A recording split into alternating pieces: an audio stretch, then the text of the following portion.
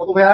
7.00, 7.00 নিয়ে পরীক্ষা দিতে পারবা। তার মানে সাস্টের মতো একটা ভার্সিটি তুমি 7.00 নিয়ে পরীক্ষা দিতে পারছো 5, এরকম তুমি পেয়ে গেছো। হ্যাঁ, এখন তোমার করণীয় কি? তোমার তো জিপিএ কম, তোমার তো জিপিএ থেকে মার্কস কাটা যাবে, তাই না? যে পরীক্ষায় যে জিপিএ কন্ডিশন থাকবে সেখানে মার্কস কাটা যাবে। তুমি এখন কি করবা? দেখো, কি ভাইয়ারা, জিপিএ কম এসেছে, কোথায় ভর্তি হবা বা কোথায় পরীক্ষা দিতে পারবা এটা নিয়ে খুব টেনশনে আছো যে কোথায় ফর্ম ফিল আপ করতে পারবো। ভাই আমি অমুক ভার্সিটিতে পারবো না, আমি মেরিট ভার্সন নিচ্ছিলাম কিন্তু আমার জিপিএ কম এসেছে, এখন তো মেরিট ভার্সন ঠিক হবে না, বা আমার ইঞ্জিনিয়ারিং আমি প্রিপারেশন নিতে পারছি না। তো দেখো, যাদের কম জিপিএ তাদের জন্য ভিডিওটা খুবই ইম্পর্টেন্ট হবে। তোমাদের কম জিপিএ নিয়ে আজকে A to Z তোমাদেরকে তথ্য দেওয়ার চেষ্টা করবো, যাতে তোমরা এই কম জিপিএ নিয়ে ভার্সিটিতে পড়তে পারো এবং কিভাবে পড়লে এবং কিভাবে কম জিপিএ নিয়ে তোমার চান্স পাবা সেই বিষয়টা আজকে কথা বলবো। তো দেখো আমাদের টপিক গুলো আজকে কি কি, যে তোমার জিপিএ কম কিনা, তোমার যদি জিপিএ কম হয় তাহলে ভিডিওটি তোমার জন্য হবে, ঠিক আছে? এবং কোথায় চান্স হবে এই বিষয়ে কথা বলবো। এসএসসি এইচএসসি মিলে তোমার 8 হচ্ছে না, তোমার যে এসএসসি এবং এইচএসসি মিলে 8 না হয় সে বিষয় নিয়ে কথা বলবো, এবং হচ্ছে তোমার করণীয় কি। দেখো, ফার্স্টে কিছু কথা বলি। তোমাদের সবার ফার্স্ট যেমন পরীক্ষা শুরু হবে ঢাবি দিয়ে, প্রথমে ঢাকা ইউনিভার্সিটির পরীক্ষা হবে, যেখানে তোমাদের 8.00 জিপিএ লাগে। তোমাদের এসএসসি এবং এইচএসসি 3.50 করে, 3.50 প্লাস 3.50 করে টোটাল লাগে হচ্ছে 8.00। এটার নিচে থাকলে কিন্তু তুমি পরীক্ষা দিতে পারবা না। এখন 3.5 হয় 7.00, কিন্তু তোমার যে কোনো একটাতে আরো বেশি থাকতে হবে, থেকে টোটাল হতে হবে 8.00।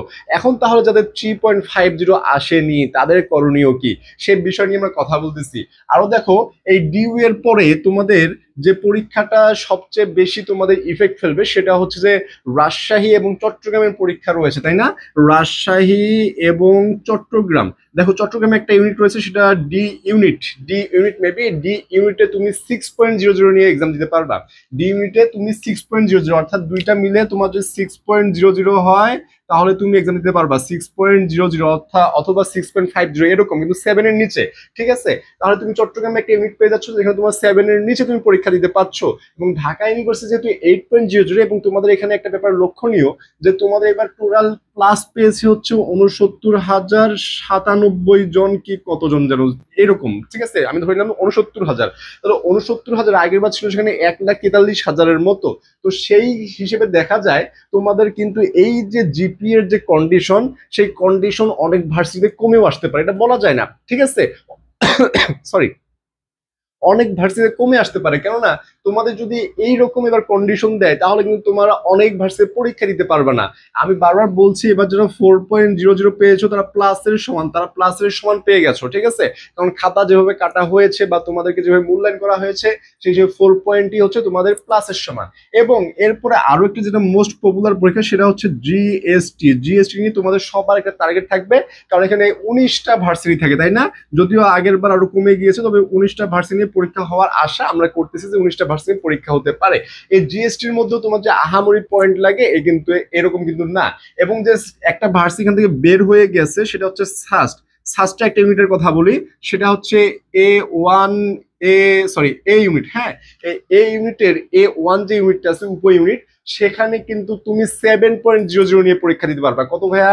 7.00 নিয়ে পরীক্ষা দিতে পারবা। তার মানে সাস্টের মতো একটা ভার্সিটি তুমি 7.00 নিয়ে পরীক্ষা দিতে পারছো। তোমার যেখানে সাস্টের অনেক সাবজেক্টকে বুয়েটের সাথে কম্পেয়ার করা হয়, সেখানে তুমি 7.00 নিয়ে পরীক্ষা দিতে পারছো। এবং এখন আমি আসি যে তুমি কোথায় পরীক্ষা দিতে পারছো না পারছো এগুলো বললাম, এখন আমি মূল কথায় আসি। তোমার জিপিএ কম, তোমার দুইটা মিলে 8 হচ্ছে, ঠিক আছে? তোমার দুইটা মিলে আমি ধরে নিলাম যে 8 হচ্ছে, কিন্তু তুমি হয়তো বা এসএসসি তে প্লাস পেয়েছিলা, এবার এসে তুমি পেয়ে গেছো 4.01 বা 4.15, এরকম তুমি পেয়ে গেছো। হ্যাঁ, এখন তোমার করণীয় কি? তোমার তো জিপিএ কম, তোমার তো জিপিএ থেকে মার্কস কাটা যাবে, তাই না? যে পরীক্ষায় যে জিপিএ কন্ডিশনে থাকবে সেখানে তোমার মার্কস কাটা যাবে। তুমি এখন কি করবা? দেখো, আমি জাস্ট একটা কথা বলি, তোমার এখানে জিপিএ ম্যাটার করবে, ঠিক আছে? ঢাবিতে যেমন, আমি যদি ঢাবির কথা ধরি, ঢাবিতে 100 মার্কের হয় তুমি পরীক্ষা, বাকি থাকে 20, যেটা তোমার জিপিএ থেকে আসে। কোথায় থেকে আসে? জিপিএ থেকে আসে। এখন তোমার এখানে যদি 1 মার্ক কাটা যায় ভাইয়া, তোমার কি খুব প্রবলেম হবে? তুমি ধরো এখানে তোমার 1 মার্ক মাইনাস হয়ে গেছে, তোমার ধরো 1 মার্ক মাইনাস হয়ে গেছে, তোমার জন্য কি খুব বড় প্রবলেম হবে? তুমি যদি এই 3 মাস, মানে 3 মাস তো শুরু হয়ে গেছে, তোমাদের আছে ধরো আর 1 মাস আমি ধরবো, তুমি যদি এই একটা মাস একটা মাস যদি একটু ভালো করে পড়ো, তুমি যদি ভালো করে একটা মাস ফুল কনফিডেন্টলি একদম রেগুলারলি পড়ো, তোমার কিন্তু এই 1 মার্কের জায়গায় তুমি দেখবে যে 5 মার্ক ক্যারি করতে পারছো। কারণ রিয়েল যেটা হার্শ রিয়েলিটি সেটা হচ্ছে যে প্লাস না পেয়ে ভার্সিটিতে অনেক স্টুডেন্ট পড়ে, প্লাস না পেয়ে তোমার প্লাস পায়নি, এ পেয়েছে বা 3.5262 এরকম পেয়েছিল এইচএসসি তে, তারা এখন অ্যাভেলেবেল স্টুডেন্ট ভার্সিটিতে। তুমি যেই ভার্সিটিতে যাবা দেখতে পারবা প্লাস কয়টা আছে, তুমি জাস্ট যে দেখবা প্লাস কয়টা আছে ভার্সিটিতে, প্লাসের চেয়ে এ গ্রেডের সংখ্যা অনেক বেশি ভাইয়া। কারণ যারা এই এ গ্রেড পায়, তুমি যে এখন ভেঙে পড়ো তুমি শেষ, তোমার এখানে আর কিচ্ছু করার নাই, তুমি ভেঙে পড়লেই ভাইয়া তুমি শেষ। কিন্তু তুমি যদি এই যে এ পেয়েছো এটাকে যদি জেদ হিসেবে কাজে লাগাও, কি হিসেবে, জেদ হিসেবে যদি কাজে লাগাও, দেখবা এই যে 1 মাস পরে যে পরীক্ষাগুলো হবে সেখানে তুমি টপ করতে পারবা, সেখানে তুমি র্যাঙ্ক করতে পারবা ভাইয়া। কারণ যারা প্লাস পেয়েছে তাদের জন্য আমার শুভকামনা থাকবে, কিন্তু প্লাস পেয়ে অনেক স্টুডেন্ট দেখা যায় একটু লাফালাফি শুরু করে দেয়, তুমি তো প্লাস পেয়ে গেছি অ্যাডমিশনের যে আমার আহামরি কিছু হবে না, আমি চান্স পেয়ে যাবো, এরকম একটা ভাব চলে আসে। কিন্তু সেই ভাবটা যে আসে তাহলে সে গেছে, তার আর কিছু করার নাই। কিন্তু তোমার মধ্যে এই ভাব আসবে না, কারণ তুমি কি পাইছো, তুমি এ পাইছো। এখন তোমাকে যে কাজগুলো তোমার সাথে ঘটবে সেগুলো হচ্ছে বাবা মা, প্রতিবেশী, প্রতিবেশী, প্রতিবেশী, তারপর হচ্ছে বন্ধু বান্ধব, বন্ধু বান্ধব, তারপর হচ্ছে তোমার ফেসবুক, ফেসবুক, এই যে জিনিসগুলো আছে। তোমার বাবা মা তোমাকে কথা শোনাবে, এটা নর্মাল, কারণ তোমার বাবা মা তোমাকে লালন পালন করতেছে, তোমাকে টাকা পয়সা দিচ্ছে পড়াশোনার জন্য, তাদের একটা এক্সপেকটেশন থাকে। কিন্তু এইরকম কথা শোনানো উচিত না যাদের ছেলে অথবা মেয়ের কোনো ইম্প্যাক্ট পড়ে, এর কোনো কোনো ইফেক্ট পড়ে খারাপ, এইরকম কোনো কথা শোনানো মোটেই উচিত না। এরপর হচ্ছে প্রতিবেশী, প্রতিবেশী কিরকম হয়, তোমার বাবা অথবা মাকে এসে বলবে ভাইয়া ভাইজান ভাবি আমার মেয়ে তো এ প্লাস পেলো, আমার ছেলে তো এ প্লাস পাইলো, আপনার ছেলে এ পাইলো, এটা কোনো রেজাল্ট করলো, এরকম কথাবার্তা শোনাবে। হ্যাঁ, আমি সেই সব প্রতিবেশীদের মানে ধিক্কার জানাই যে তোমার ছেলে মেয়ে প্লাস পেয়েছে ভালো কথা, তুমি আরেকজনের ওখানে যে ক্লিপ লাগানোর কি দরকার, তার ছেলে মেয়ে প্লাস মানে তার তো মন মানসিকতা এমনি খারাপ, তাকে যেহেতু আর ওখানে আগুনে ঘি ঢালার দরকার নাই। এরপর হচ্ছে বন্ধু বান্ধব, তোমার কিছু বন্ধু বান্ধব দেখবা যে বলবে দোস্ত তুই তো প্লাস পাওয়ার মতো স্টুডেন্ট ছিলি, কিন্তু প্লাস পাইলি না কেন, আরে বাবা প্লাস আসে নাই তো কি হয়েছে, প্লাস আসে নাই সে আমাদের কিছু করার নাই, প্লাস আসে নাই, এখন তোমার সামনে যে রেজাল্ট সেই রেজাল্টের জন্য তোমার কাজ করতে হবে। এরপর হচ্ছে ফেসবুক, তুমি ফেসবুকে ঢুকে দেখবা আলহামদুলিল্লাহ প্লাস পেয়েছি, কি দেখবে, লিখবে যে আলহামদুলিল্লাহ, আলহামদুলিল্লাহ, আলহামদুলিল্লাহ প্লাস, আলহামদুলিল্লাহ প্লাস, স্টোরি পোস্ট ট্যাগ করে নিজের নাম সহ, এগুলা দেখবা যে অহরহ, এগুলা দেখে তুমি ডিপ্রেশনে পড়ে যাবা।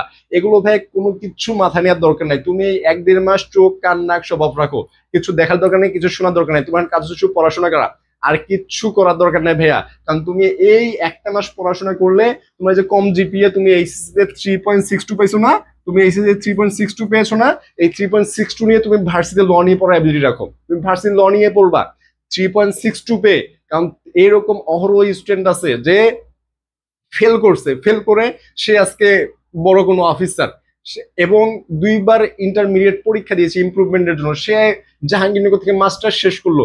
এরকম অনেক বড় ভাই ব্রাদার, অনেক সেম এজের ফ্রেন্ড আছে, 2বার পরীক্ষা দিয়ে আজকে পাবলিকে পড়তেছে, 2বার এইচএসসি পরীক্ষা দিয়েছে, তুমি তো একবার দিয়েছো, ঠিক আছে না।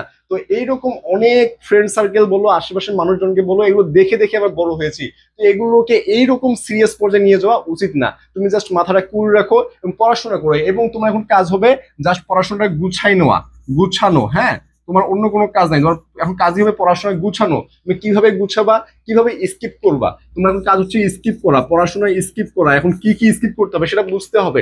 এই যে পড়াশোনা তোমার গুছানো এবং স্কিপ করা এবং পুরো পড়াশোনাটাকে একটা শেপে নিয়ে আসা, এটা যদি তোমার দ্বারা করতে এখনো কষ্ট হয়, তাহলে আমাদের যে ব্যাচগুলো রয়েছে, ঢাবি টার্গেট ব্যাচ রয়েছে, ডিউ টার্গেট 0.4 এবং চারুকলার ক্যানভাস টু ক্যাম্পাস সবগুলো ব্যাচ রয়েছে, জিএসটি ব্যাচ রয়েছে মানবিক এবং বিজ্ঞানের জন্য, মেডিকেল ইংলিশ, যাদের মেডিকেল পরীক্ষা এবং ইংরেজি নিয়ে সমস্যা তারা এখানে চোখ বন্ধ করে ভর্তি যেতে পারো, কারণ তোমার ইনশাল্লাহ উপকারে আসবে, তোমার ক্ষতি হবে না।